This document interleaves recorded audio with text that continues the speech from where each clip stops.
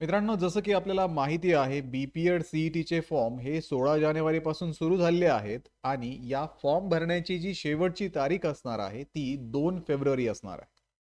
तर विद्यार्थी मित्रांनो, हा फॉर्म भरत असताना कुठल्या स्टेप्सने आपल्याला हा फॉर्म भरायचा आहे, कुठल्या ठिकाणी आपल्याला काय इन्फॉर्मेशन टाकायची आहे, कुठले डॉक्युमेंट्स आपल्याला नेसेसरी आहेत, या सर्व गोष्टी आपण आजच्या व्हिडिओमध्ये डिस्कस करणार आहोत. सोबतच विद्यार्थी मित्रांनो, जर तुमच्या डेट ऑफ बर्थमध्ये काही चुका असतील, तुमच्या नावामध्ये काही चुका असतील किंवा तुमच्याकडे काही डॉक्युमेंट्स अवेलेबल नसतील, तर आपण अशा वेळेस काय करायला हवं, हे सर्व आपण आजच्या या व्हिडिओमध्ये डिस्कस करणार आहोत.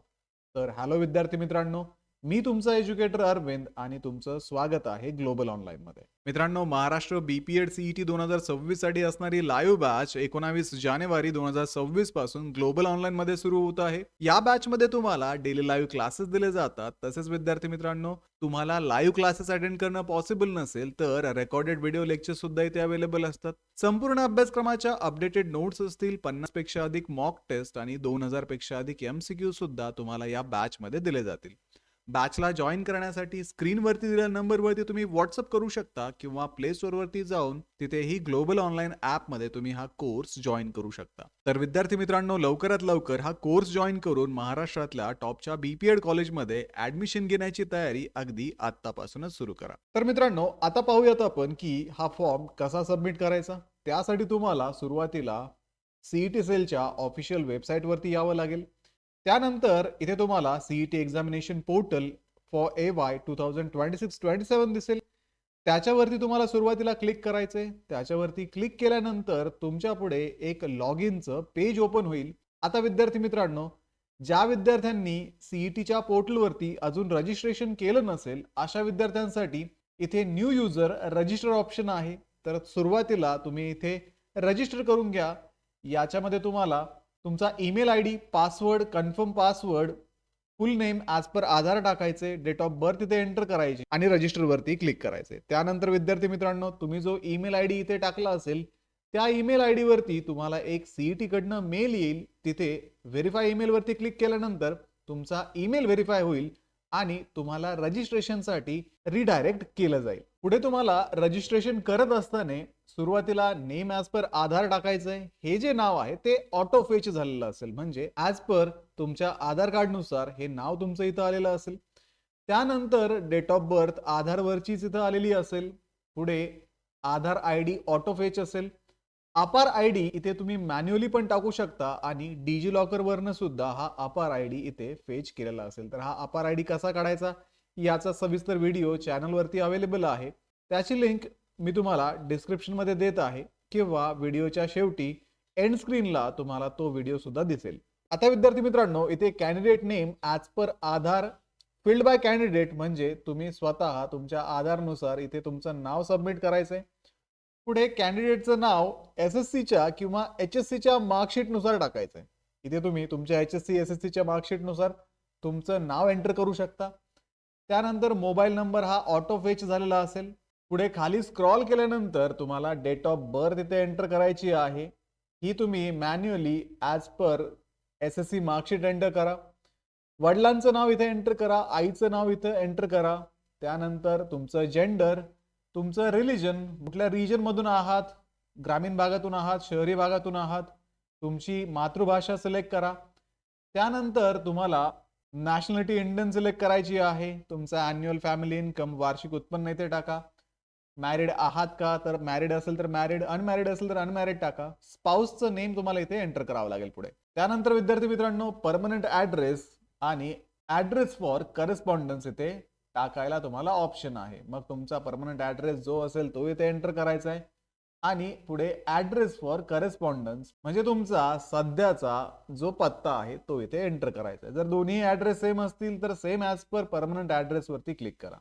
पुढे ऑदर डिटेल्स मध्ये ज्यावेळेस याल त्यावेळेस तुम्हाला इथे तुम्ही महाराष्ट्राचे डोमिसाईल आहात का ते सिलेक्ट करायचंय. तुम्हाला डोमिसाईल सर्टिफिकेट अपलोड करण्याची गरज नाहीये. फक्त विचारलंय तुम्ही महाराष्ट्रामध्ये राहता का आणि तुमच्या डोमिसाईल सर्टिफिकेट वरती किंवा बर्थ सर्टिफिकेट वरती किंवा लिव्हिंग सर्टिफिकेट वरती महाराष्ट्रामध्ये जन्म झाल्याचं ठिकाण मेन्शन केलेलं आहे का. यस असेल तर यस करा, नसेल तर नो करा. पुढे मायनॉरिटी मध्ये आहात का, यस नो सिलेक्ट करा. डिसेबिलिटी आहे का, तिथे यस नो सिलेक्ट करा. SSC तुम्ही कधी पास आउट झालात ते इयर, त्याच्यानंतर SSCचे पर्सेंटेज, SSCचं बोर्ड, SSC कुठल्या राज्यामधून तुम्ही झाले आहात ते राज्य एंटर करायचंय. तुम्ही HSCला अपियर आहात का ते तुम्हाला इथे यस नो सिलेक्ट करायचंय. त्यानंतर HSCचं पासिंग इयर किंवा तुमचं इंजिनिअरिंग डिप्लोमा असेल तर डिप्लोमाचं पासिंग इयर इथे टाकायचंय. HSCला कुठलं बोर्ड तुमचं होतं किंवा डिप्लोमाचं कुठलं बोर्ड होतं ते इथे एंटर करा. मार्क्स टाईप तुम्हाला जर CGPA असेल तर CGPA सिलेक्ट करा, पर्सेंटेज असेल तर पर्सेंटेज सिलेक्ट करा आणि कितीपैकी तुम्हाला मार्क्स मिळाले आहेत ते इथे सिलेक्ट करा. त्यानंतर किती मार्क्स मिळाले आहेत ते एंटर करून शेवटी तुमचे पर्सेंटेज इथे तुम्हाला एंटर करून सेव्ह चेंजेस वरती क्लिक करायचं. आता डेटा अपडेटेड सक्सेसफुली आल्यानंतर तुम्हाला पुढे BPED CETचं रजिस्ट्रेशन सुरू करायचंय. त्यासाठी CET रजिस्ट्रेशन वरती क्लिक केल्यानंतर हायर एज्युकेशन UG मध्ये MH BPED CET 2026 तुम्हाला दिसेल. तिथे रजिस्टर नाव वरती क्लिक करा.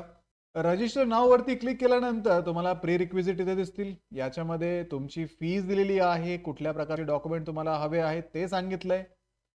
तर या CETची जी फीज आहे ती जनरल कॅटेगरीच्या विद्यार्थ्यांना 1300 रुपये आहे आणि रिझर्व्ह कॅटेगरीच्या विद्यार्थ्यांना 1000 रुपये आहे.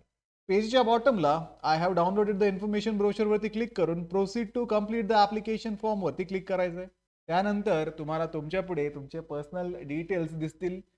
इथे मग कॅन्डिडेटचं नाव आणि इतर जे डिटेल्स आहेत ते ॲज पर तुमचं रजिस्ट्रेशन ऑटो फेच झालेले आहेत. त्यामुळे इथे तुम्हाला कुठल्याही प्रकारचे चेंजेस करण्याची गरज नाहीये. जर तुम्हाला याच्यामध्ये चेंजेस करायचे असतील परत रजिस्ट्रेशनमध्ये जाऊन तुम्ही ते चेंजेस करू शकता. मग सेव्ह आणि प्रोसीड वरती इथे क्लिक केल्यानंतर पुढचं पेज तुमच्याकडे ओपन होईल. इथे तुमचा ऍड्रेस तुम्हाला दिसतोय, तो ऑलरेडी तुम्ही रजिस्ट्रेशन मध्ये टाकला होता. सेव्ह आणि प्रोसीड करा. इथे तुम्हाला स्पोर्टची इन्फॉर्मेशन तुम्हाला टाकायची आहे. तर इथे विचारलंय भारत सरकारद्वारा मान्यताप्राप्त क्रीडा आणि खेळामध्ये तुम्ही सहभागी झाला आहात का, असाल तर यस, नसेल तर नो. यस केल्यानंतर कुठल्या लेवलला तुम्ही हा खेळ खेळला आहात ते सिलेक्ट करायचंय. कुठल्या वर्षी तुम्ही पार्टिसिपेट केलं होतं ते सिलेक्ट करा. तुमची स्पोर्टची रँक काय होती ते सिलेक्ट करा. खेळाचं नाव, त्यानंतर क्रीडा संस्था, त्यानंतर have you studied physical education as a compulsory or a elective subject, म्हणजे आपण शारीरिक शिक्षण अनिवार्य किंवा ऐच्छिक विषय म्हणून अभ्यासले आहे का, असेल तर यस, नसेल तर नो. पुढे तुम्हाला विचारलंय की आपल्याकडे 3 वर्षाचा अध्यापनाचा अनुभव आहे का. तुमच्याकडे जर 3 वर्षाचा टीचिंगचा एक्सपिरियन्स असेल तर तुम्हाला इथे यस सिलेक्ट करायचंय, नसेल तर नो सिलेक्ट करा. डिसेबिलिटी इन्फॉर्मेशन सिलेक्ट ऑलरेडी आपण रजिस्ट्रेशन मध्ये केलेली आहे. ऑर्फन इन्फॉर्मेशन, ऑर्फन असाल तर यस, नसेल तर नो. कॅटेगरी इन्फॉर्मेशन मध्ये तुम्ही डोमिसाईल आहात का महाराष्ट्राचे, तर आपण यस सिलेक्ट केलं होतं म्हणून इथे यस आलाय.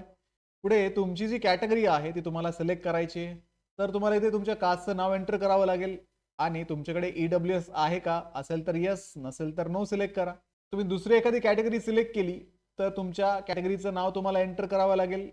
कास्ट सर्टिफिकेट तुमच्याकडे आहे का, अवेलेबल असेल तर अवेलेबल, नसेल तर नॉट ॲप्लिकेबल. आणि अप्लाय केलं असेल आणि तुम्हाला अजून मिळालं नसेल तर अप्लाइड बट नॉट रिसीव्ड वरती क्लिक करून तुमच्या पावतीचे सर्व जे डिटेल्स आहेत ते तुम्हाला इथे एंटर करावे लागतील. पुढे मग जर तुमच्याकडे कास्ट सर्टिफिकेट असेल तर तुमच्याकडे कास्ट व्हॅलिडिटी आहे का ते ते विचारतील. नसेल तर नॉट अप्लाइड, असेल तर अवेलेबल. अप्लाय केलं असेल आणि अजून मिळालं नसेल तर अप्लाइड बट नॉट रिसीव्ड वरती क्लिक करा. जर तुम्ही अप्लाइड बट नॉट रिसीव्ड वरती क्लिक केलं तर तुम्हाला तुमच्या रिसिप्ट वरचे सर्व डिटेल इथे टाकावे लागतील.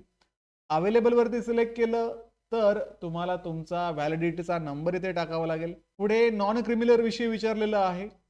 तर तुमचं नॉन क्रिमिलियर हे 2027 पर्यंत व्हॅलिड आहे का, असेल तर अवेलेबल सिलेक्ट करा, नसेल तर नॉट अप्लाइड आणि अप्लाइड बट नॉट रिसिव्ड म्हणजे अर्ज केला आहे अजून मिळालं नाही तर त्या अर्जाची माहिती इथे तुम्हाला भरावी लागेल. पुढे मायनॉरिटी इन्फॉर्मेशन यस नो वरती क्लिक करा आणि सेव्ह अँड प्रोसीड वरती जा. आता विद्यार्थी मित्रांनो, जर तुमच्याकडे ऑलरेडी तुमचं कास्ट सर्टिफिकेट असेल तर तुम्ही कॅटेगरी मधून अप्लाय करू शकता. तुमच्याकडे कास्ट सर्टिफिकेट नसेल तर तुम्ही सध्या ओपन मधून अप्लाय करा, नंतर तुम्ही कास्ट सर्टिफिकेट काढू शकता. तुमच्याकडे व्हॅलिडिटी आता नसेल तर नॉट ऍप्लिकेबल वरती क्लिक करा आणि CETचा रिझल्ट आल्यानंतर तुमची कास्ट व्हॅलिडिटी काढून घ्या. ठीक आहे विद्यार्थी मित्रांनो, या स्टेप्स तुम्ही इथे फॉलो करायच्यात. पुढे सेव्ह अँड प्रोसीड वरती क्लिक केल्यानंतर तुमची SSC HSC ची इन्फॉर्मेशन इथे येईल आणि ग्रॅज्युएशनची इन्फॉर्मेशन तुम्हाला टाकावी लागेल. ग्रॅज्युएशनला तुम्ही ॲप इयर असाल तर ॲप इयर सिलेक्ट करा. पास झालेले असाल तर पास सिलेक्ट करा.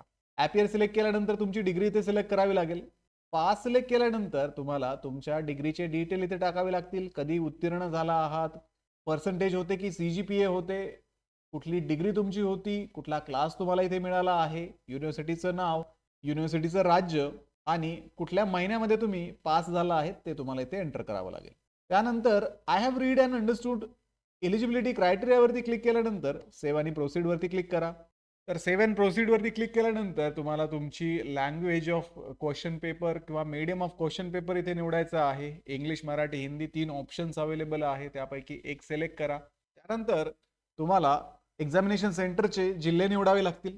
आता सुरुवातीला मी पुणे सिलेक्ट करतोय, नंतर मुंबई सिलेक्ट करतोय, छत्रपती संभाजीनगर आणि चौथा ऑप्शन जळगाव मी सिलेक्ट केलाय. सेव्ह आणि प्रोसीड वरती क्लिक करा.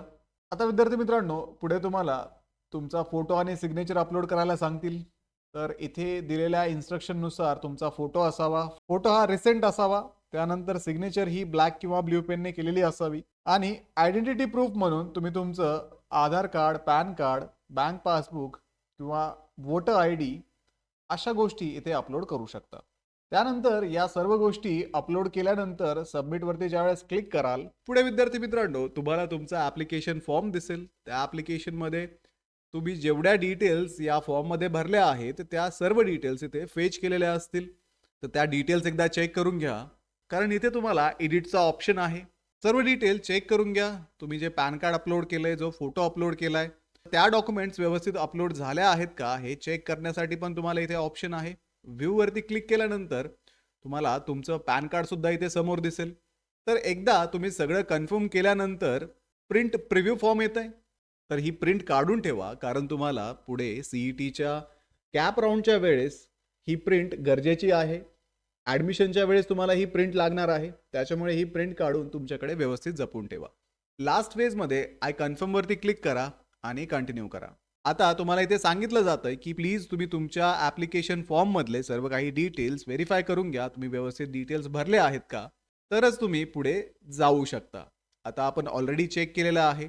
प्रोसीड विथ द पेमेंट साठी यस केल्यानंतर आपल्याला पेमेंटसाठी रिडायरेक्ट केलं जाईल. पुढच्या स्टेजवरती तुमचा मोबाईल नंबर इथे एंटर करा आणि इथे तुम्ही debit card, UPI, net banking या गोष्टींचा वापर करून सुद्धा पुढे पेमेंट करू शकता. तर विद्यार्थी मित्रांनो, अशा पद्धतीने आपण हा फॉर्म सबमिट केलेला आहे. याच स्टेप्स तुम्ही फॉलो करू शकता आणि तुमचाही फॉर्म सबमिट करू शकता. तसेच विद्यार्थी मित्रांनो, जर तुमच्या नावामध्ये काही चेंजेस असतील तर कुठल्याही एका डॉक्युमेंट प्रमाणे तुम्ही तुमचं नाव इथे टाका, कारण CET सेलच्या निर्णयानुसार विद्यार्थ्याकडे व्हॅलिड डॉक्युमेंट असेल तर त्या डॉक्युमेंटवरचं नाव इथे व्हॅलिड धरलं जाणार आहे. कुठल्याही एका डॉक्युमेंटवरची तुमची जी डेट ऑफ बर्थ आहे ती तुम्ही फॉर्ममध्ये टाकायला विसरू नका. मग ती तुमच्या SSC मार्कशीटनुसार असेल किंवा तुमच्या आधार कार्डनुसार असेल. ठीक आहे विद्यार्थी मित्रांनो, अशा पद्धतीने तुम्ही हा फॉर्म भरू शकता. जर तुम्हाला काही प्रश्न असतील तर CET सेलने इथे हेल्पलाईन दिलेली आहे. तर या दिलेल्या नंबरवरती तुम्ही कॉन्टॅक्ट करून तुमचे जे प्रश्न असतील ते त्यांना विचारू शकता. फॉर्म भरण्यामध्ये अडचणी असतील किंवा डॉक्युमेंट्सशी रिलेटेड काही अडचणी असतील तर या नंबर्सवरती कॉन्टॅक्ट करून CET सेलकडे त्याची चौकशी करू शकता. आता विद्यार्थी मित्रांनो, जसं की आपल्याला माहिती आहे 4 एप्रिलला आपली ही परीक्षा असणार आहे आणि अत्यंत कमी वेळ आपल्याकडे आता शिल्लक आहे. तर या कमी वेळामध्ये या CETचं प्रिपरेशन करण्यासाठी ग्लोबल ऑनलाईनची लाईव्ह बॅच 19 जानेवारीपासून सुरू झाली आहे.